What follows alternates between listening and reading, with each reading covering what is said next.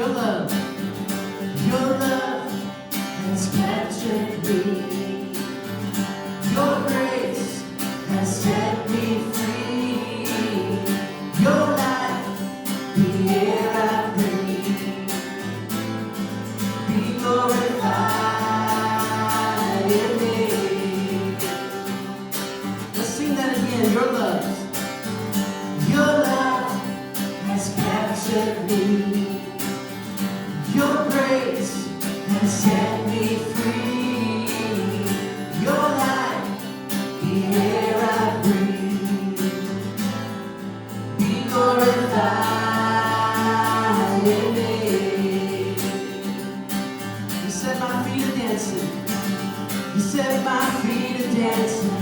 You set my heart on fire in the presence of 1,000 kings. You are my one desire. For you now, with trembling hands lifted high, be glorified.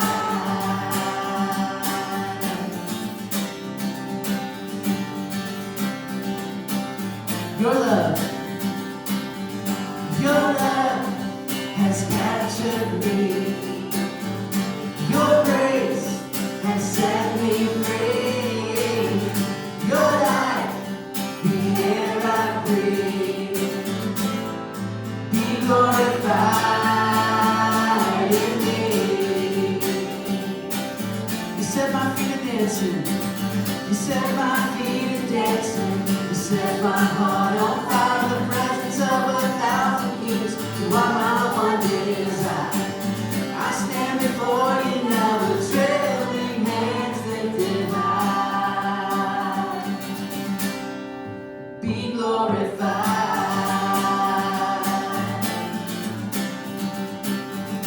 Be glorified. Be glorified in me. Be glorified in me. Be glorified in me. Be glorified. You set my feet a dancing.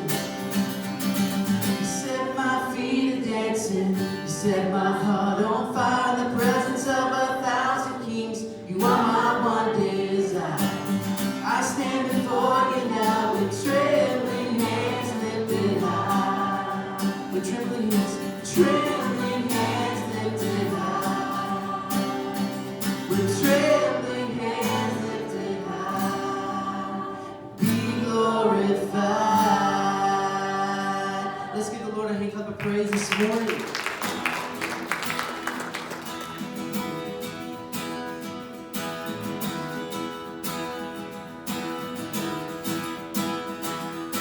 Open the eyes of my heart, Lord.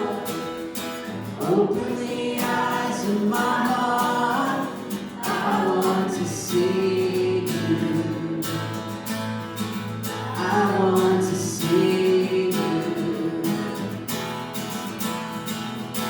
Open the eyes of my heart, Lord. Open the eyes of my heart. I want to see you. I want to see you. See you high. See you high and lifted up, shining in the light of your glory. Pour out your power and love as we sing holy, holy, holy. Open the eyes of my heart, Lord. Open the eyes of my heart. I want to see you. I want to see you. See you high. To see you high and lifted up, shining in the light of your glory. Pour out your power and love as we sing holy, holy, holy. Holy, holy, holy, holy, holy.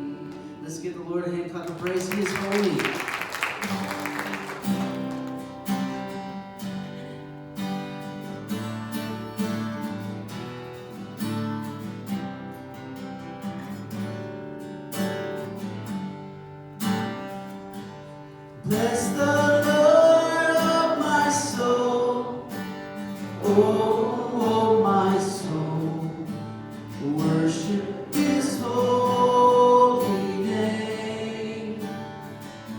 Sing like never before, oh my soul, I'll worship Your holy name.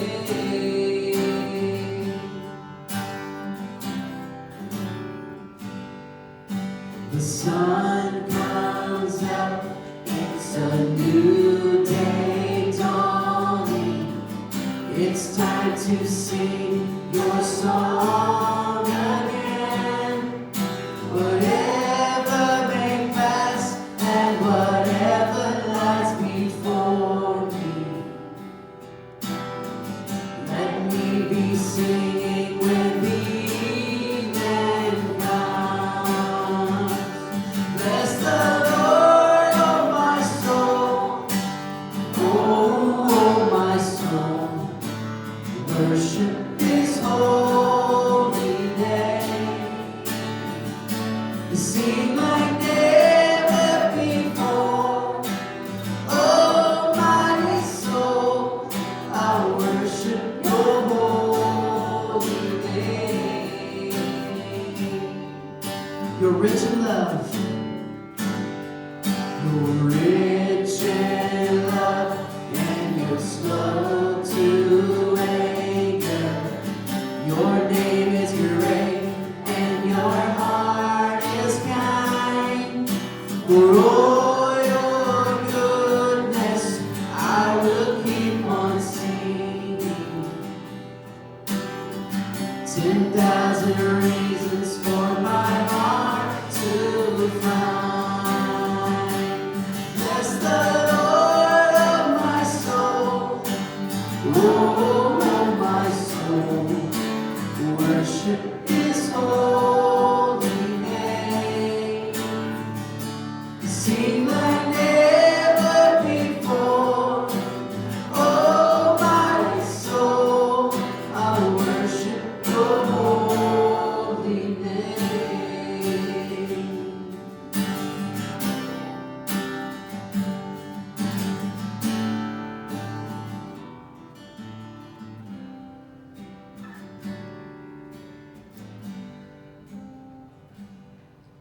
And on that day, when my strength is failing, the end draws near and my time has come, still my soul will sing Your praise unending.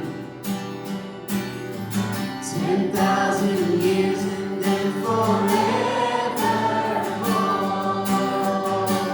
Bless the Lord, oh my soul. Oh, my soul.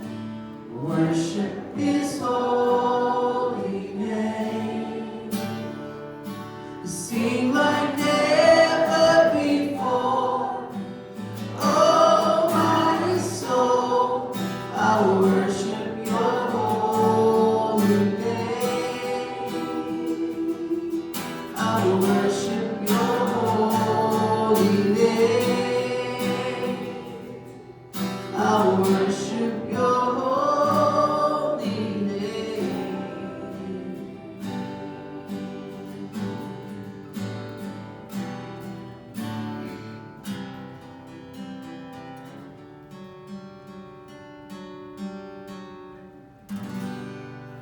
Let's give the Lord a hand clap of praise.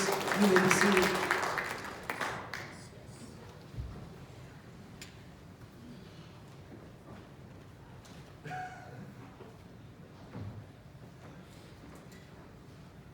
Thank you guys so much. Thank you, team. Thank you for leading us in worship today. What a wonderful time together it is to sing the praise of the Lord. Our text this morning is in Luke chapter 9. If you want to turn, we'll get to that in just a moment. Let me begin today by making this confession to you. I am not a salesman. It's important for you to know. I am not a salesman. I'm not good at it. I don't know why. Maybe because I don't like being sold. You know, I'm learning this though. I'm trying to be kinder. I'm not a fan of the telemarketer. You know, and I'm learning though that you need to be nice to people even whenever they're telemarketers because they're people and they're just trying to do a job. My precious daughter worked as a telemarketer for Stanford University when she was an undergraduate, and she would call alumni, and then she would come home at night after an evening of making these calls, and she would say, "Dad, why are people so mean?" And I would say, "Because you're a telemarketer." But she said, "They don't have to be mean." And I said, she convicted me. You were right, and we don't, and I shouldn't. So I'll give you that as a spiritual discipline to work out in your own life, to be sweet to folks who call you on the phone. But I don't know why I'm not a good salesman. I'm just not. I'm not good at it. I don't know how to pitch or present, and certainly don't know how to close the deal. And so I rely on folks when I have things that I need to sell who have better skills and know better ways. Several years ago, we owned a Jeep that Andrew had driven when he was in high school and then in college, and it was time to get rid of the Jeep, and so I decided we should sell it. And the way that I thought to sell it was that I made a sign on my computer at home that said, "For sale" on the sign. For sale on the sign, and then had a price, and then had a phone number. And I said, that's all I need to do. And I taped it to the windshield of the Jeep, and I drove it around in Helena for several weeks, and got no response whatsoever, nothing. Nobody ever called. And then my wife, who knows things that I don't know, said, "Why don't we put this on the Facebook Marketplace?" And so I said, well, let's do that. Let's put it on the Facebook Marketplace. And I said that because she's my wife and I love her, though I had no confidence in this approach at all. I thought this seems like a terrible idea. And the Jeep sold in about 3 hours on the Facebook Marketplace. In fact, she was irritated because they had to keep reaching out to her, and she said, "I'm trying to work. Would you sell that thing so we can get this over with?" But it did. It sold so quickly. People showed. I had driven it here to work, and people showed up here at the office, and they They want to drive it, look at it, and kick the tires and all the stuff that you do. And eventually the Jeep was gone. In fact, at one point, I had two men in the yard who were bidding against each other. And I had already made the promise to sell it for a certain price. It was killing me. In fact, Andrew is still angry that I didn't take the extra money from the bidder about that. But that's really his problem. So I'll let him figure that out. But anyway, I'm not a salesman. I'm not good at it, and I don't know why that is. I guess it's just that the whole prospect of kind of whitewashing things or varnishing them so that they appear maybe shinier than they are is just not something I've been good at, and maybe I should learn to be more optimistic about the stuff I'm trying to sell. I thought about that this week while I was reading the text for today. It's two passages really that aren't often preached together. I haven't found an instance where they have been preached together in my research this week. But the first one is one where Jesus really does not seem to be much of a salesman either. At this point in the Gospel of Luke, we've seen Jesus gather to himself close associates, his apostles, to whom he's going to entrust the ministry. They're going to carry the word of this gospel of the kingdom to the world. He's going to authorize and empower them to do so. They are going to provide for us the scriptures that we read that reveal to us God in the way that he has chosen to be revealed. And so this very important work has been taking shape slowly over these preceding 8 chapters. They have witnessed Jesus in the ministry. They have shared in that ministry. He's even sent them out on a mission, and they've gone out and preached the gospel of the kingdom as sort of a practice or a preparation for the things that are to come. As they return back from that mission, Jesus then begins to unveil other details about his ministry for the first time in Luke's gospel in chapter 22 of this chapter, verse 22 of this chapter. Luke tells us that Jesus makes them aware that part of this mission will be to suffer, that Jesus will suffer for the sake of those that he loves. It's the first time that he's been explicit about that since we've started reading in Luke's gospel, though there have been some hints. It's the first time he's gone right out and said it. And then right after that, immediately following that statement that he will now lay down his life for the sake of those that he loves, that he will give himself in sacrifice for those that he's come to redeem, he invites his disciples, or these that he's drawn to himself, into a walk with him that will continue into a deeper discipleship. He invites them to continue to follow him in the light of all that they've experienced, in the light of all that he has told them now, to continue to follow him. And he doesn't really whitewash it at all. He doesn't varnish it in the least. He invites them to a very rigorous experience, to a very challenging, a very daunting experience of walking with him, of following him. If anyone would come after me, Jesus says, he must deny himself. A hard thing for any of us to hear ever, and yet, in the light of what he's just said, maybe even harder for them to hear for the very first time. And so he begins in that place, not really selling it, not really making it appealing, not really attempting to persuade them through some sort of emotional appeal here. Jesus says to them, this is the reality of what it will mean to follow me. But then he comes right behind that with an experience that sets everything else in a different light. And so we'll turn our attention to this long section from verse 23 down to verse 36 together today. If you're able and can stand, please do so now as we honor the reading of God's word from Luke chapter 9, beginning in verse 23. And he said to all, if anyone would come after me, let him deny himself and take up his cross daily and follow me. For whoever would save his life will lose it, but whoever loses his life for my sake will save it. For what does it profit a man if he gains the whole world and loses or forfeits himself? For whoever is ashamed of me and of my words, of him will the Son of Man be ashamed when he comes in his glory and the glory of the Father and of the holy angels. But I tell you truly, there are some standing here who will not taste death until they see the kingdom of God. Now about 8 days after these sayings, he took with him Peter and John and James and went up on the mountain to pray. And as he was praying, the appearance of his face was altered, and his clothing became dazzling white. And behold, 2 men were talking with him, Moses and Elijah, who appeared in glory and spoke of his departure, which he was about to accomplish at Jerusalem. Now Peter and those who were with him were heavy with sleep, but when they became fully awake, they saw his glory and the 2 men who stood with him. And as the men were parting from him, Peter said to Jesus, Master, it is good that we are here. Let us make 3 tents, one for you, and one for Moses, and one for Elijah, not knowing what he said. As he was saying these things, a cloud came and overshadowed them, and they were afraid as they entered the cloud. And a voice came out of the cloud saying, "This is my Son, my chosen one. Listen to him." And when the voice had spoken, Jesus was found alone. And they kept silent and told no one in those days anything of what they had seen. This is the word of the Lord. Amen. Thanks be God. Please be seated.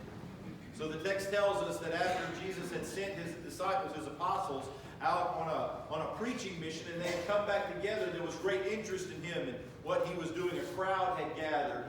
He even asked the apostles what the crowd is saying about him. He asked them what sort of beliefs they have about him now that they've seen so many things. And they give a report that echoes the report that we heard earlier on the lips of Herod the Tetrarch. They say some of them think that you are Elijah. Elijah was the quintessential Jewish prophet, the one who came with power and a message from God. And Elijah was believed by the Jews in Jesus' day, and even Orthodox practicing Jews today. Elijah was believed to be a sign of the end, and Elijah will come before the end of time. And so some of them thought you were Elijah, who's come to bring about the end of all things. Some think that you are John the Baptist, who has come back from the dead. That would have been a great hopeful thought for them, right?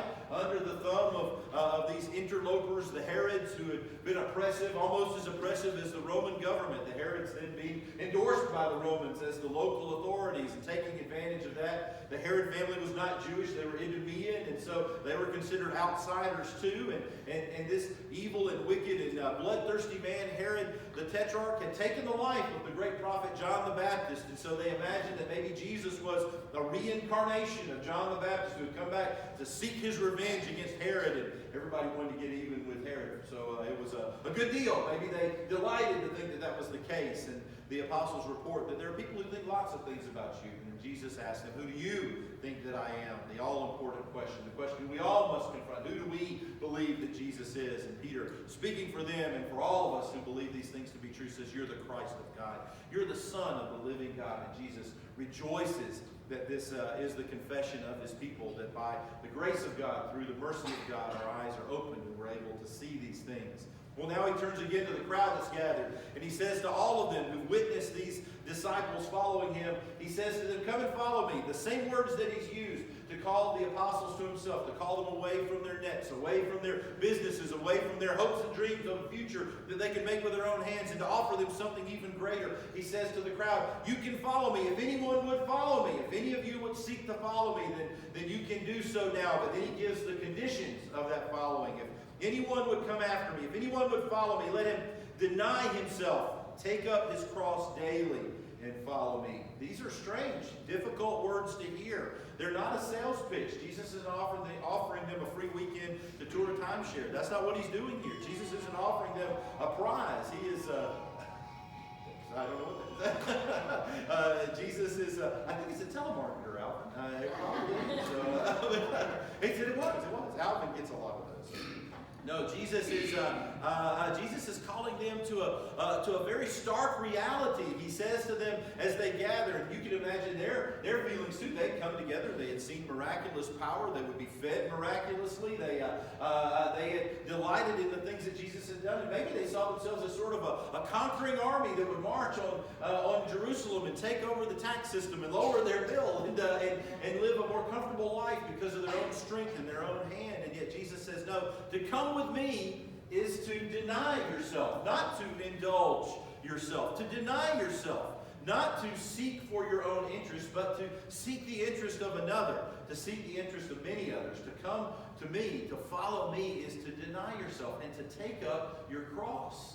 Shocking words for him to say. Take up your cross. We hear that today, and we hear it in our religious context, right? There's a cross here on the table in front of me that reminds us of the sacrifice of Jesus. It's set beautifully there to remind us of the beauty and the power that has come to redeem us. And we rejoice to think of the cross today as the symbol of God's great love for us. But these first hearers would not have known that, and they would not have thought that at all. It was a cruel word, a hard word for Jesus to choose. It was an emblem of their oppression, and it was an emblem of terror. It was a weapon that the Romans used against their occupied people. They would crucify, they would execute criminals in public ways, and they would put them up on these crosses on the side of the road so that their dying agony, sometimes lasting for days would be visible to those who were walking by. It was a way of saying, if you mess with Rome, this is what you get. It was a horrific terror weapon that was used like a nightmarish billboard for the people to observe. And so when Jesus chooses the word, it's shocking to them.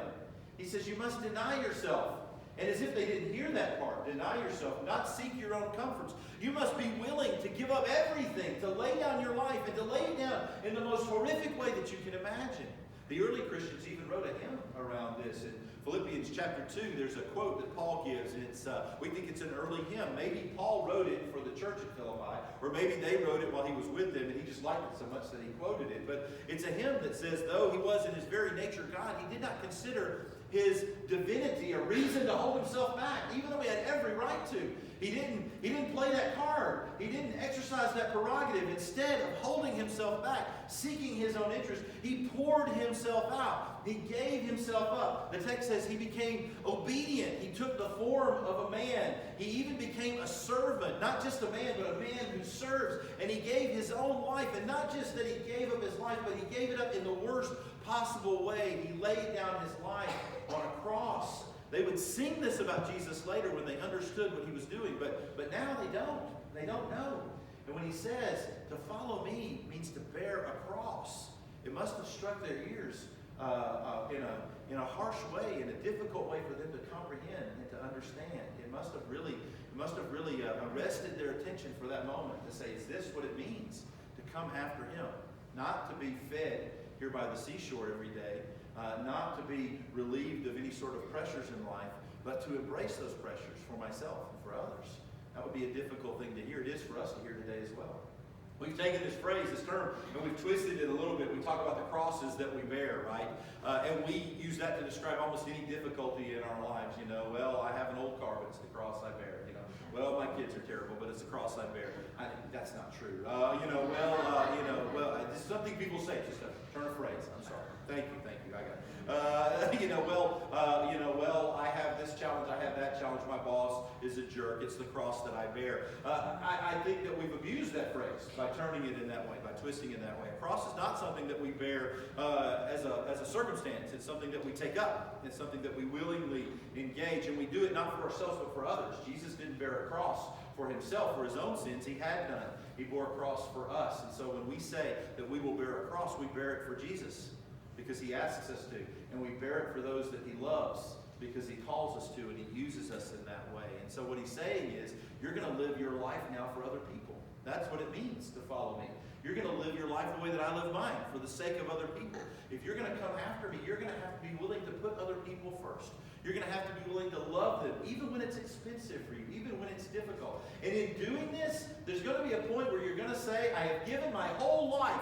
I have lost my life in this. I have lost my life. And yet he says, what better to lose your life for something that matters? What better to lose your life for something that's eternal, rather than to seek to save your life in this world and find out at the end you've lost it anyway. To find out at the end that seeking yourself, seeking your own interest is a dead-end road. And in the end you'll be empty, and you won't be able to keep anything that you've tried to hold on to so desperately. And so he paints this picture of discipleship. And he says this is what it means to follow Jesus. It means to love him, to love those that he loves, even more than we love ourselves. A difficult thing to hear. Again, I think he could have sold it a little better.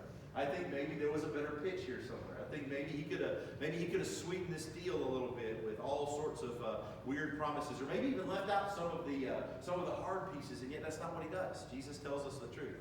He says, if you're coming with me, make sure you know what you're coming to. There's a point in which Jesus says to some who say they'll follow him, don't bother.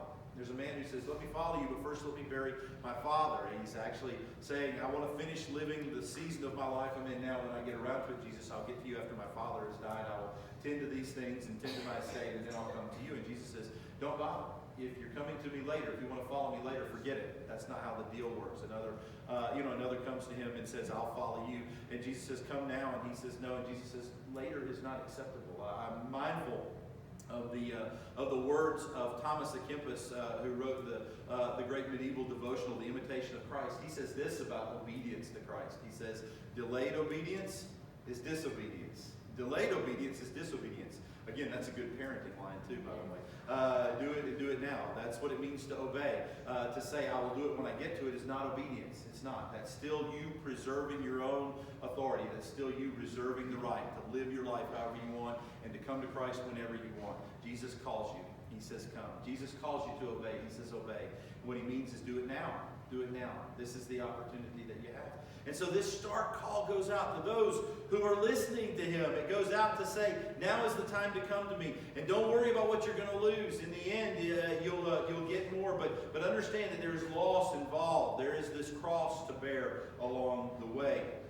And as he begins to make this appeal to the crowd, as he begins to invite the crowd to consider these things, you could imagine some of them there who were saying, I'm not sure this is for me. I'm not sure this is for me. Maybe I've come to the wrong course. Maybe I've signed up for the wrong, for the wrong class. I just don't know that this is the kind of experience that I was looking for. I was looking for something easy, and this sounds hard. I was looking for something rewarding, and this sounds demanding. I was looking for something that would make my life comfortable, and this sounds like I'm going to have to do some hard things. And so maybe there are those in the crowd who are turning away at this point and saying, I'm just not interested anymore.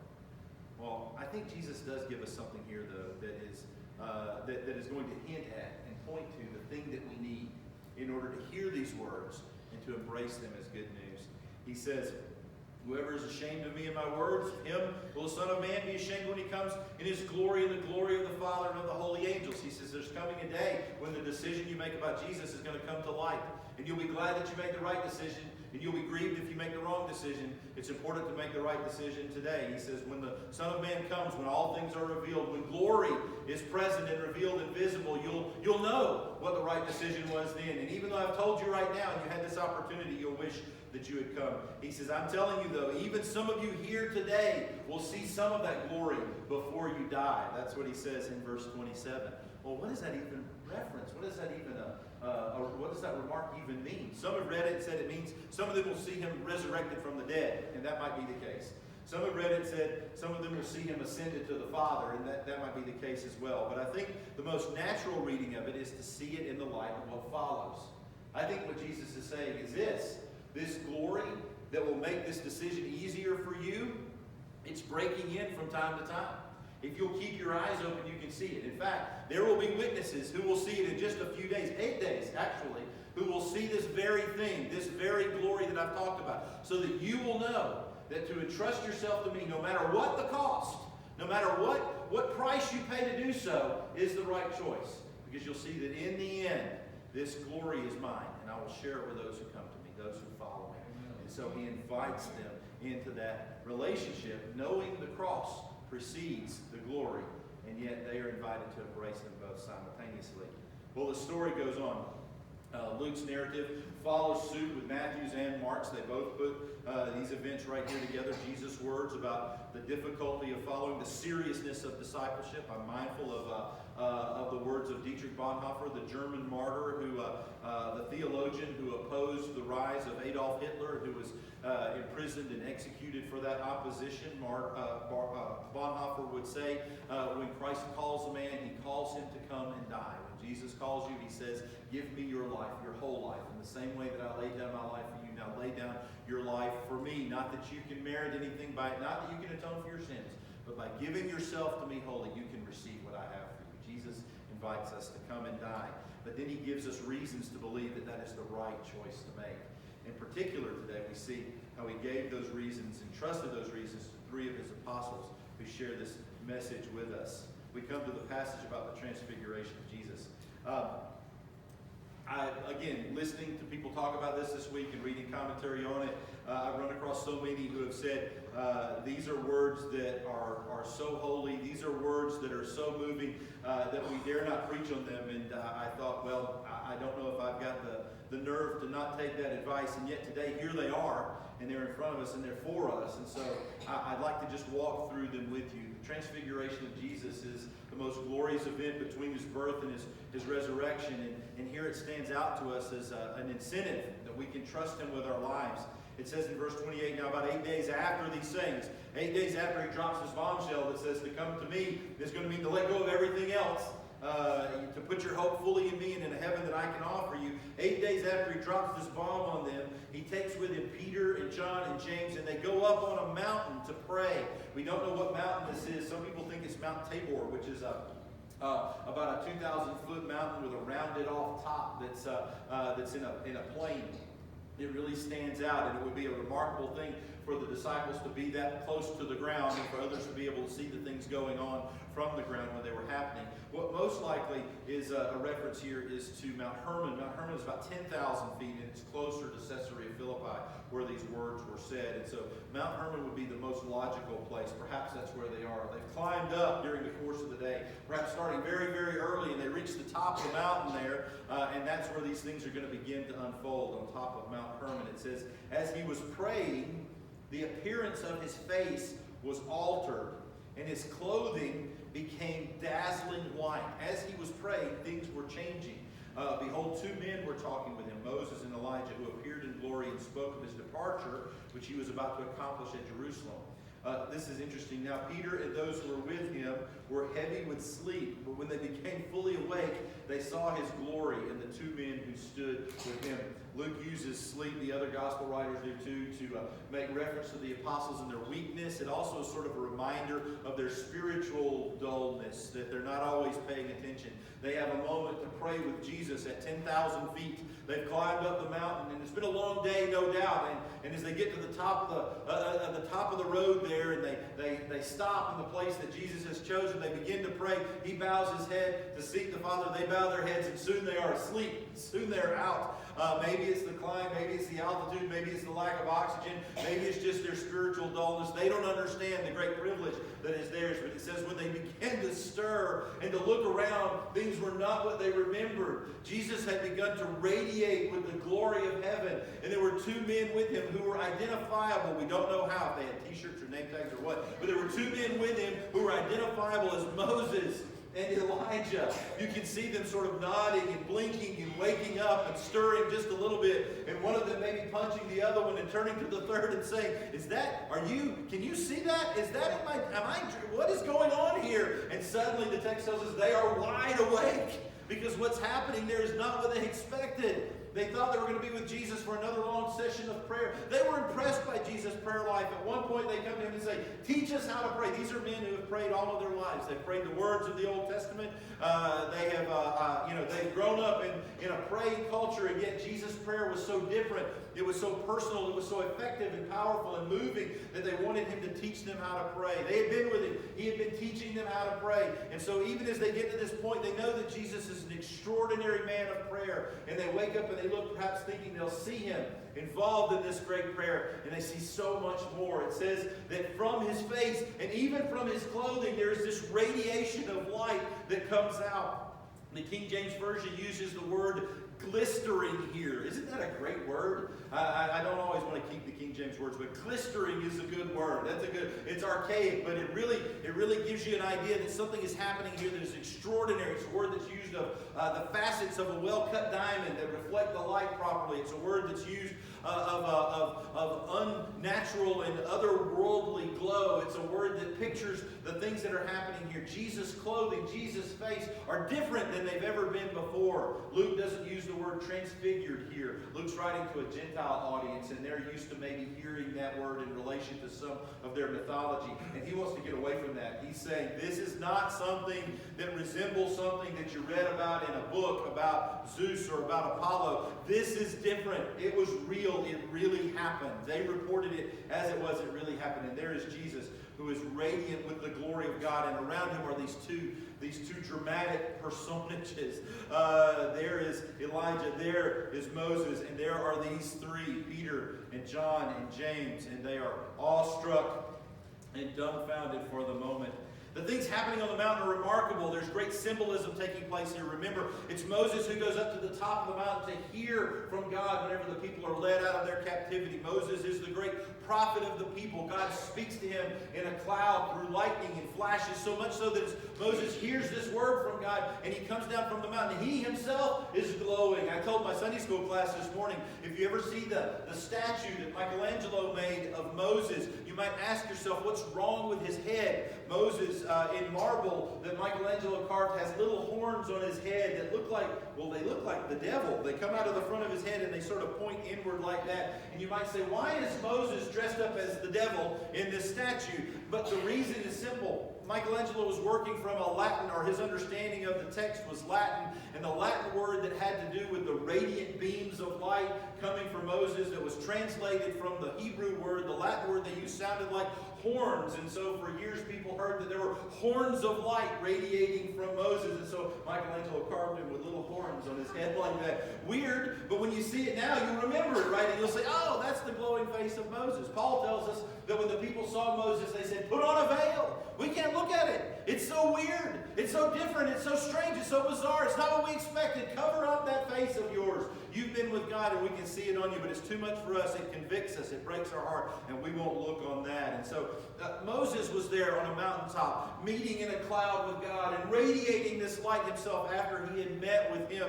Elijah is seen in the picture as well. There's great symbolism in connection with Elijah. Elijah was the power of God speaking to the powers of this world. Elijah associated with the coming of Messiah and the end of the world. And so the beginning of God's dealing with people there and in covenant with people there at Sinai. And then the end of the world pictured. All of the symbolism is huge. As these men see this, they say, this is everything that we've ever thought about, everything that we've ever talked about, everything we've ever felt about God, summarized in this moment. The law in Moses, the prophets in Elijah, this was the way they described their scriptures. And they said, here it all is, everything we've ever believed, portrayed for us right here in glowing, glistering light, and Christ at the very center of it. The symbolism was rich, it was heavy, it was thick, and there they were experiencing it. But there was even more of the mystery that these two men were even here with Jesus, Moses and Elijah. Where did they come from? How did they get here? What are they doing here? What is their message to us?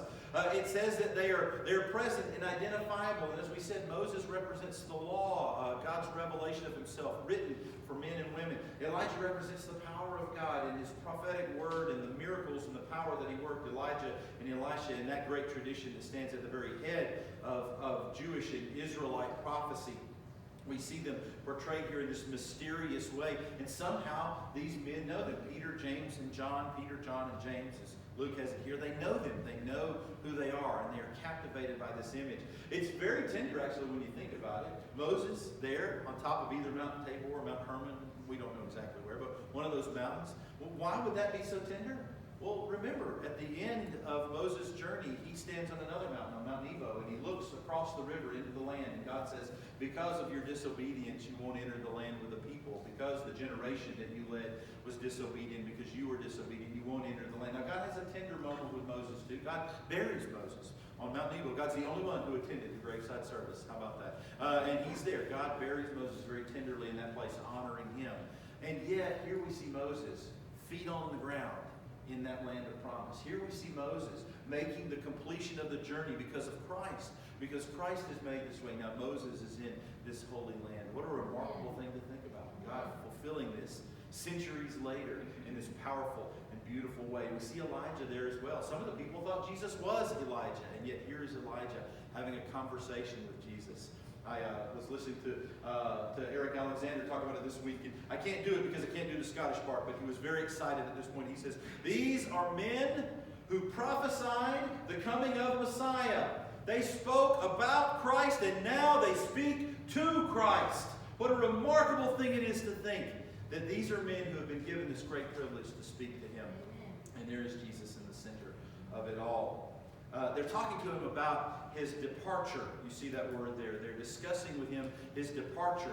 Peter, John, and James get to overhear this conversation. His departure, which he will accomplish at Jerusalem. We know that Jesus is on his way to Jerusalem, where he will come into conflict with the religious institution there, where he will be offered up as a sacrifice, where he will lay down his life for those he loves and atone for their sins. And that's what they're calling his departure. Interestingly, the Greek word there is Exodus, his Exodus. Jesus' Exodus. What does that mean? When you're looking at Moses there, when you're looking at Elijah, and you're hearing that Jesus is now going to lead an Exodus, he is going to lead his people out of their captivity to sin. He is going to set his people free. The glory that they observe there of Christ in the midst of these two is a picture of how God is saving his people, not from earthly oppression, not from the burden of taxation, or not from some sort of temporal physical ailment. He's saving them from their sins. He's saving them from the eternal consequence of their rebellion against God. He's taking their guilt on himself and leading them out and into freedom. That's what they see. That's what they hear. And this great mystery is unfolded there. And yet, as it progresses, we see Peter sort of interject himself here in a weird and awkward way. Whenever they're watching the two, Luke's the only one who tells us this, the two, Moses and Elijah begin to go. I don't know where they're going, but they begin to go. Maybe they fade, maybe they rise, maybe they turn to walk away. But they begin to go. And Peter, not wanting the moment to end, I mean, and that would be me too, right? We always fault Peter here. We say, what a goofball. Why would he say this thing? It's so awkward. Why did he say it like that? But if I were there, if you were there, you might do the same thing. He didn't want it to end. And he says, wait. Before anybody goes, let's get a picture. He doesn't say, but before anybody goes, what if we just built 3 shelters here? We do it at Passover all the time. We build the shelters, we live outside, and then we remember how God saw us through in the desert. We don't put our stock in the things of this world because we're living in the shelter, where God takes care of us. Let's build 3 shelters here, and we'll entrust ourselves fully to God, and we'll meet on this mountain with you guys forever. You can come and talk to us. Peter was so happy, so satisfied, so fulfilled in that moment. He never wanted it to end. And yet we read that it was awkward the way that he said. He didn't know what else to say. And in the other gospel commentators, they say the same thing, that he just wasn't sure. He didn't know what to say. And yet that was not the plan. That was not the plan for the day. It was not the plan for the moment. Peter was not going to build a place where they would live forever with Jesus and with those that he loves. Jesus was going to build that place. He was going to build it. He was still going to the place where he would build a home, where he would make a home for us and make a room in that home for us. And so they misunderstand the moment, but it does come back into sharp focus as Moses and Elijah go away. They look, and there is Jesus alone. There is Jesus alone. Maybe Peter's error is that he sees Jesus as part of this triumvirate, as part of 3, the law and the prophets, and now the Messiah, the law and the prophets. But he doesn't understand that the law and the prophets only serve the Messiah. Jesus is above these. He is above these. In fact, he is the only one who is worthy of this kind of worship, of this kind of devotion. He is the only one who can save us. The law could not. The law could only show us our guilt. The prophets could not. The prophets could only proclaim our guilt and reveal it to us in the dark and harsh tones that they offered. But Christ fulfills the law. He takes away our guilt. He atones for our sin. He answers for us. He becomes our priest and speaks to God on our behalf and speaks to us on behalf of God to pronounce that we're at peace. And so we see at the very center of it all Jesus there in that place. If we are asked to lay aside everything, to lay down our very lives, if we are asked to take up our cross, the thing that would make that possible for us would be a vision like this. To see that the one who asks us is able to give us all things. To see that the one who asks us really asks from a position of glory. And as we entrust ourselves to him, we are letting go of the lesser glories of this life. The lesser glories of our own selfish indulgence and our own short-sightedness. And we're clinging to a glory that means something that lasts forever. Alexander Maclaren, the great Scottish Baptist, I learned recently, I thought he was a Presbyterian. They're all Presbyterians, right? The Scots, but Scottish Baptist Alexander Maclaren says, remember that vision on the Mount of Transfiguration. Let it be ours, even in the glare of earthly joys and brightnesses, to lift up our eyes like those wandering 3, and to see no man anymore save Jesus only. When they look up and see him there, they say, this is the one who possesses this glory, the one for whom we will lay down our lives. I don't know if the Jeep sold because it was a hard one to find. It was an automatic, so it wasn't a stick shift.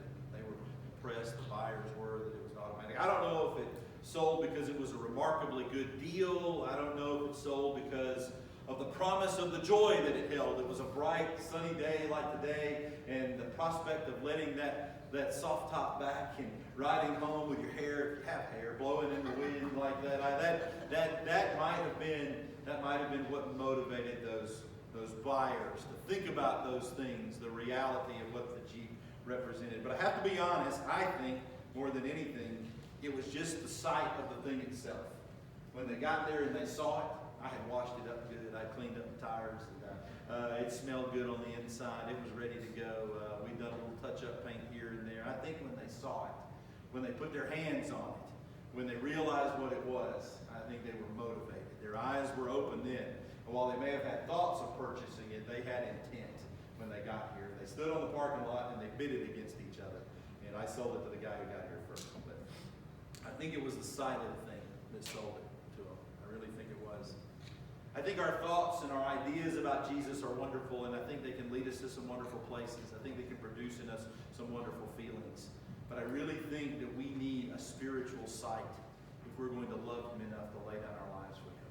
I think we do. I think we need a spiritual vision of who He is, one that we can draw from the account of Peter and John and James here, one that we can draw from our own personal immersion in this living word that is the Scriptures, one that we can receive from our community here where we nurture and encourage one another in the faith. I think we need that. I think we need it refreshed for us regularly. I think we need it to be the focus of our lives, our intent, that we are not captivated by the glistenings of the world around us, but rather we see the glistering Christ before us, the radiance of who He is, and those other things, well, as the hymn writer tells us, the things of this world, they grow strangely dim.